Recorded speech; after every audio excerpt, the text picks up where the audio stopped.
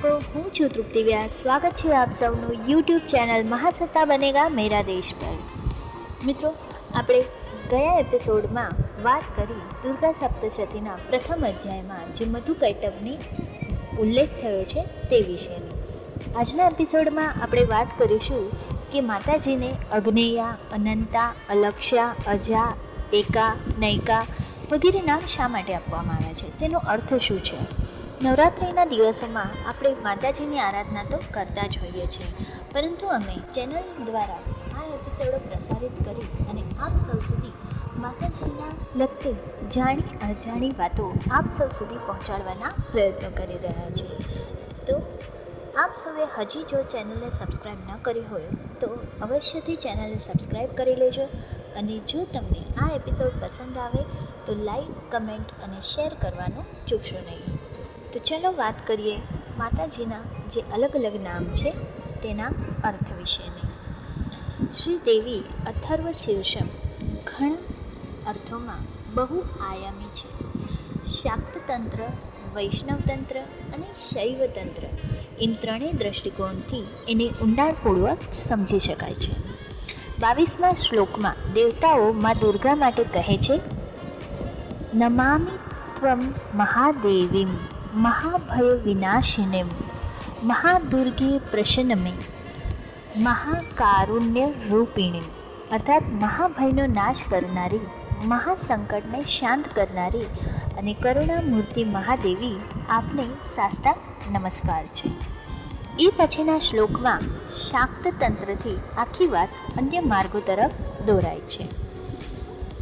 યસ્ય સ્વરૂપમ બ્રહ્માદયો ન જાનન્તિ અગ્નેયા યસ્ય અંતો ન લભ્યતે તસ્માદુચ્યતે અનંતા યસ્ય લક્ષ્યમ નોપલક્ષ્યતે તસ્માદુચ્યતે અલક્ષ્યા યસ્ય જનનમ નોપલભ્યતે તસ્માદુચ્યતે અજા એકૈવ સર્વત્ર વર્તતે તસ્માદુચ્યતે એકા એકૈવ વિશ્વરૂપિણી તસ્માદુચ્યતે નૈકા અત એવોચ્યતે અગ્નેયાનંતા લક્ષ્યાજૈકા ચેકેતિ. અર્થાત જેમનું સ્વરૂપ અંગે બ્રહ્માદિ દેવતાઓ પણ અનભિજ્ઞ છે, એમને અગ્નેયા તરીકે ઓળખવામાં આવે છે. અહીં સમજવા જેવી વાત એ છે કે બ્રહ્મા સહિત સમસ્ત દેવગણ જેઓ સૃષ્ટિના નિયંતા છે, તેઓ પણ બ્રહ્માંડની અધિષ્ઠાત્રીના મૂળ સ્વરૂપને સમજવા માટે સક્ષમ નથી. જેમનો કોઈ આદિ અથવા અંત નથી, એમને અનંતા કહેવાયા. બ્રહ્માંડની રચના અને વિનાશ પછી પણ જેમનો અંત નથી, એ છે અનંતા. જેઓ સ્વયં કાર્યકારણથી પરે છે, કાર્યકારણ નિર્મુક્તા છે, એ છે અનંતા. જે કશાય લક્ષ્ય વગર બસ લીલા કરે છે, એ છે અલક્ષ્યા. અહીં લક્ષ્યનો અર્થ માત્ર ધ્યેય અથવા હેતુ ન હોઈ શકે, કારણ કે વાસ્તવિકતા તો એ છે કે બ્રહ્માંડનું નિર્માણ થવા પાછળ કોઈ નક્કર કારણ જવાબદાર નથી. સમસ્ત જગત રેન્ડમ રીતે ચાલી રહ્યું છે. બ્રહ્માંડની કોઈ ચોક્કસ પેટર્ન જોવા મળતી નથી. આમ છતાં આ બધાની વચ્ચે પ્રત્યેક અવકાશી પદાર્થો, સજીવ, નિર્જીવ પદાર્થો પોતાના કાર્યોમાં મગ્ન રહે છે. એ જાણતા હોવા છતાં કે બધું જ કામચલાઉ અથવા હંગામી ધોરણે છે, પ્રત્યેક પદાર્થ પોતાની ભૂમિકા અવશ્ય ભજવી જાણે છે. ધ્યાનથી વિચારીએ તો સમજાય છે કે માનું એક નામ લલિતા છે, જે રમતિયાળ છે, અથવા સમસ્ત બ્રહ્માંડ જેમનું લીલા ક્ષેત્ર છે, એ છે જગતજનની.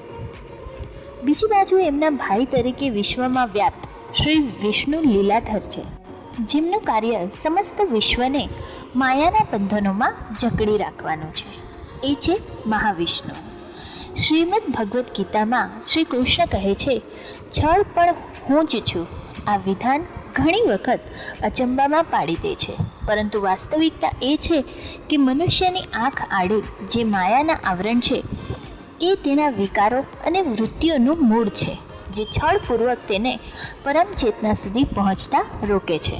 આનો અર્થ એવો પણ નથી કે ઈશ્વર કદી પોતાના સંતાન સમક્ષ પોતાનું વાસ્તવિક સ્વરૂપ પ્રગટ નથી કરવા માંગતો, પરંતુ જરૂર છે કે જેમણે લીલા ક્ષેત્રની રચના કરી છે એ પોતે પણ પ્રકૃતિના નિયમોથી બંધાયેલો છે. મહામાયા અર્થાત યોગ નિદ્રા તો સ્વયં ભગવાન વિષ્ણુના નેત્રોમાં વસવાટ કરે છે. મધુ અને કૈટબનો વધ સુનિશ્ચિત કરવા માટે સ્વયં ભગવાન બ્રહ્માએ સર્વપ્રથમ મહામાયાને પ્રાર્થના કરવી પડી હતી, જેથી તેઓ ભગવાન વિષ્ણુના સૂક્ષ્મ શરીરનો ત્યાગ કરે અને શ્રી વિષ્ણુ યોગ નિદ્રામાંથી જાગૃત થઈ શકે. પ્રકૃતિનો મૂળ સ્વભાવ જ છે જીવને બાંધી રાખવાનો, કારણ કે એ જ લલિતા છે. એ પોતાના સંતાનને તમામ સુખોનો ભોગ કરવા જેવો ઈચ્છે છે. જીવની ઈચ્છા અને કામના થકી પ્રકૃતિ નિરંતર ચાલતી રહે છે. ઈશ્વર સુધી પહોંચવા માટે પ્રકૃતિના માયાના આવરણ દૂર થવાની જરૂર છે. તેઓ અલક્ષ્યા છે. તેઓ પોતાના સંતાનોના ભોગ વિલાસ ખાતર સૃષ્ટિને કોઈ વિશેષ લક્ષ્ય વિના કાર્યાન્વિત રાખે છે. અહીં શાક્ત તંત્ર અને વૈષ્ણવ તંત્રની એકાત્મતાનો પરિચય પ્રાપ્ત થાય છે. જેમનો જન્મ અર્થાત પ્રાગટ્ય પ્રખર પ્રજ્ઞાવાન જીવ માટે પણ એક કોયડો હોવાને નાતે એમને અજા તરીકે ઓળખવામાં આવે છે. જેઓ એકલા હોવા છતાં સર્વત્ર વ્યાપ્ત છે. જેઓ અત્ર તત્ર સર્વત્ર છે એમને એકા તરીકે ઓળખવામાં આવ્યા, જેમના સિવાય બીજું કશું જ વ્યાપ્ત નથી. જેઓ કણ કણમાં વ્યાપ્ત છે એમને નૈકાની સંજ્ઞા પણ આપવામાં આવી છે. શ્રી દેવી અથર્વ શીર્ષમ વારંવાર એ વાતનું પુનરાવર્તન કરે છે કે મહાદેવી જ સર્વત્ર સ્થાનને વ્યાપ્ત છે. એમના દ્વારા રચિત આ વિશ્વમાં કશું જ અશુદ્ધ, અપવિત્ર અથવા મલિન નથી, કારણ કે તેઓ સર્વવ્યાપી અને સર્વધારા એટલે સર્વનો આધાર છે. દર્શકો, સનાતન ધર્મના ઊંડાણમાં આપણે જેટલા જતા જઈએ છીએ તેમ તેમ અનેક કોયડાઓ ઉકેલાતા જાય છે, અને એ સિવાય માતાજીના ગૂઢ રહસ્યો, ગૂઢ વાતો, એમના અર્થ આપણને જાણીને અહો આશ્ચર્ય થતું હોય છે, અને સાથે સાથે આપણી જ્ઞાનમાં પણ વૃદ્ધિ થાય છે. તો આજના એપિસોડમાં બસ આટલું જ. ખૂબ જ જલ્દી બીજા એપિસોડમાં વાત કરીશું આપણે શ્રી વિદ્યા સાધનાનો પ્રભાવ વિશે. હું આપ સૌની રજા લઉં છું. જય માતાજી.